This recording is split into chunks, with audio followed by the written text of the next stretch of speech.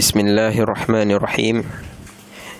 Insyaallah kita akan lanjutkan pembahasan kemarin, yaitu hadis kedua dari kitab Arba'in yang disusun oleh Imam An-Nawawi rahimahullah, yang mana pembahasan tersebut bermula dari datangnya seorang lelaki yang tidak dikenal siapa dia dan dari mana asalnya.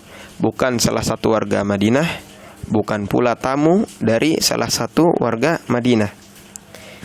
Hingga tiba-tiba ia duduk di hadapan Nabi Shallallahu Alaihi Wasallam, menyandarkan lututnya ke lutut Nabi dan meletakkan tangannya ke atas pahanya atau ke atas paha Nabi Shallallahu Alaihi Wasallam, menunjukkan kesan seakan ia bukan orang lain, melainkan orang yang sudah begitu dekat dengan beliau Shallallahu Alaihi Wasallam.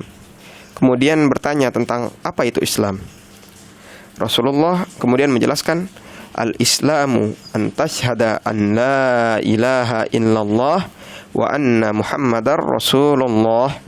Islam adalah engkau bersaksi bahwa tiada Tuhan selain Allah dan Muhammad adalah utusan Allah. Wa tuqimas shalah, engkau mendirikan solat fardu, yaitu zuhur, asar, maghrib, isya, subuh, dan Jumat jika di hari Jumat. Wa tu'tiyaz zakah, dan membayar zakat seperti zakat fitri atau zakat fitrah, sebagian atau kebanyakan masyarakat kita mengenalnya, dan zakat lain yang sudah mencapai nisab atau syaratnya seperti zakat pertanian, zakat mal, dan lain-lain. Wa tasuma Ramadan, berpuasa di bulan Ramadan, tidak makan dan minum, tidak pula berhubungan bagi yang sudah menikah mulai dari terbit fajar hingga terbenamnya matahari.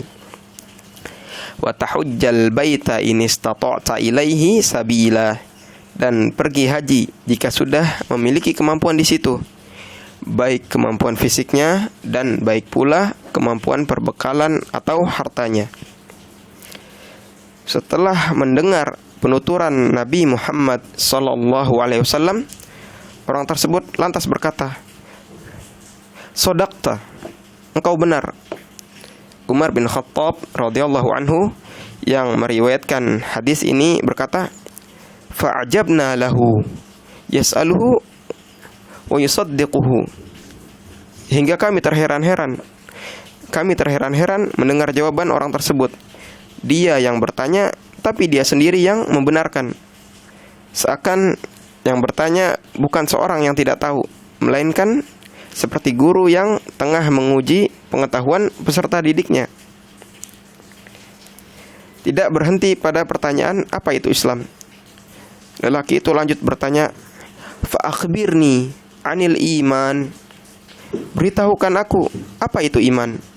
Rasulullah Shallallahu Alaihi Wasallam kemudian menjawab bahwa iman adalah antu'mina billah, engkau beriman pada Allah, yang berarti meyakini bahwa Allah adalah Tuhan yang menciptakan dan mengolah segala hal yang ada di dunia ini, baik hal yang diketahui secara zahir hakikatnya seperti manusia, hewan, tumbuh-tumbuhan, benda-benda, angin, dan lain-lain yang bisa dirasai keberadaannya lewat kelima indera kita, maupun hal yang diketahui hakikatnya secara makna seperti rasa lapar, marah, haus, dan lain-lain yang tidak mungkin bisa dicerna indera kita.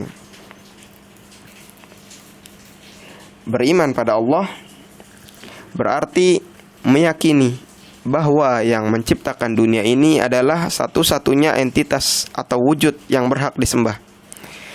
Hal ini merupakan konsekuensi logis atau hal yang bisa diterima akal sehat, bahwa manusia apapun jabatannya, bahkan termasuk pula hewan dan tumbuh-tumbuhan, semuanya hakikatnya setara, adalah makhluk atau entitas yang Allah ciptakan.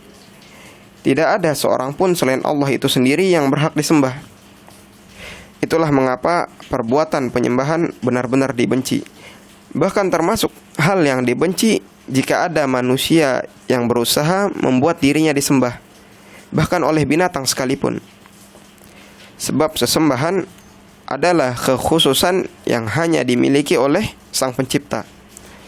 Sebagaimana yang Allah Subhanahu wa taala perintahkan dalam surah Al-Baqarah ayat 21, A'udzu billahi minasyaitonir rajim. Ya ayyuhan nasu u'budu rabbakumul ladzi khalaqakum walladzina min qablikum la'allakum tattaqun.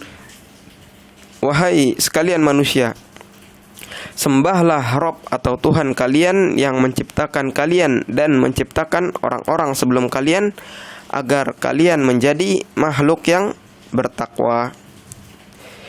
Sebab tidak mungkin yang bukan menciptakan malah dapat hak sesembahan, sebagaimana yang Allah katakan dalam surah Al-Furqan ayat 3. Allah mengatakan, wattakhadhu min dunihi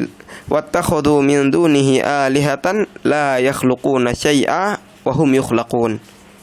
Dan mereka menjadikan sesuatu selain Allah sebagai sesembahan, bahkan yang dijadikan sesembahan itu tidak dapat menciptakan apapun, melainkan sesembahan itu sendiri yang diciptakan. Maksud dari menciptakan di sini bukan maknanya seperti menciptakan makanan dari bahan makanan atau menciptakan barang elektronik dari bahan-bahannya. Bukan sekedar itu. Sebab itu semua diciptakan dari benda-benda yang sudah ada sebelumnya, yaitu bahan-bahannya. Melainkan maknanya adalah menciptakan sesuatu dari yang tidak ada menjadi ada. Seperti halnya dunia yang kita lihat sekarang, yang sebelumnya tidak ada sama sekali, maka dijadikan ada oleh Tuhan yang Maha Esa. Kemudian Allah Subhanahu wa taala melanjutkan masih di ayat yang sama, wala yamlikuna li anfusihim darran wala naf'a. Dan tidak pula yang dijadikan sesembahan itu memiliki kuasa untuk diri mereka sendiri. Tidak bisa memberi manfaat begitu saja tanpa perantara apapun untuk diri mereka sendiri, dan tidak pula bisa memberikan mudarat begitu saja tanpa perantara apapun untuk orang lain. Wala yamlikuna mauta. Tidak memiliki kemampuan untuk mematikan, sekalipun sebab-sebab kematian mungkin bisa dihadirkan oleh mereka, seperti mencelakakan orang lain atau semisalnya. Tetap pada hakikatnya kematian seseorang tetap menjadi hak Tuhan. Bahkan tidak pula yang disembah itu bisa mencegah kematian atau kehancuran jika datang menimpa diri mereka sendiri. Bahkan itu tidak bisa dicegah. Wala hayatan wala nusyura. Tidak pula memiliki kehidupan atau hidup selamanya sesuai kehendak mereka. Dan tidak pula bisa membangkitkan atau menghidupkan orang lain yang sudah mati, kecuali atas izin Allah Subhanahu wa ta'ala. Kesyirikan atau menjadikan adanya sesembahan lain selain Allah adalah kezaliman yang sangat besar, sebagaimana yang disampaikan Luqman pada anaknya. Dan perkataan itu Allah Azza wa Jalla abadikan dalam Al-Quran dalam surah Luqman ayat 13. A'udzu billahi minasyaitonir rajim. Wa idh qala Luqmanu libnihi wa huwa ya'iduhu ya bunai la tusyrik billah inna syirka la dzulmun 'adzim. Ketika Luqman berkata pada anaknya dan ia memberikan peringatan, wahai anakku, la tusyrik billah, janganlah berlaku syirik, menyekutukan atau menjadikan sesembahan selain Allah. Fa inna syirka la dzulmun 'adzim, karena sesungguhnya kesyirikan merupakan kezaliman yang amat besar. Bahkan Allah yang Maha Pengampun lagi Maha Penyayang mau mengampuni seluruh dosa, namun mengecualikan satu dosa tersebut, yaitu dosa syirik atau menjadikan selainnya sesembahan. Seperti apa yang Allah sampaikan dalam surah An-Nisa ayat 48. Innallaha la yaghfiru an yushraka bih wa yaghfiru ma duna dzalika liman yasha wa man yusyrik billah faqad iftara itsman 'adzima. Sesungguhnya Allah tidak mengampuni dosa syirik dan mengampuni dosa selain itu. Dan siapa yang melakukan perbuatan syirik atau menjadikan adanya sesembahan lain selain Allah, sesungguhnya ia telah menciptakan kebohongan dan dosa yang teramat besar. Wal'iyadu billah. Makna selanjutnya ya ikhwati fillah dari ucapan Nabi Muhammad sallallahu alaihi wasallam, antu'mina billah adalah meyakini kekhususan sifat-sifat Allah yang tidak dimiliki oleh selainnya, seperti sifat menghidupkan, mematikan, memberi rezeki pada seluruh hamba-hambanya, mengetahui perkara yang tampak maupun yang tidak tampak, dan hal-hal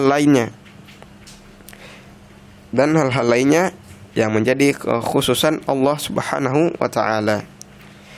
Maka cukup sekian untuk pembahasan kita kali ini di hadis Arba'in An-Nawawi nomor 2. InsyaAllah kita akan membahas kelanjutannya di lain waktu. Barakallahu li wa lakum.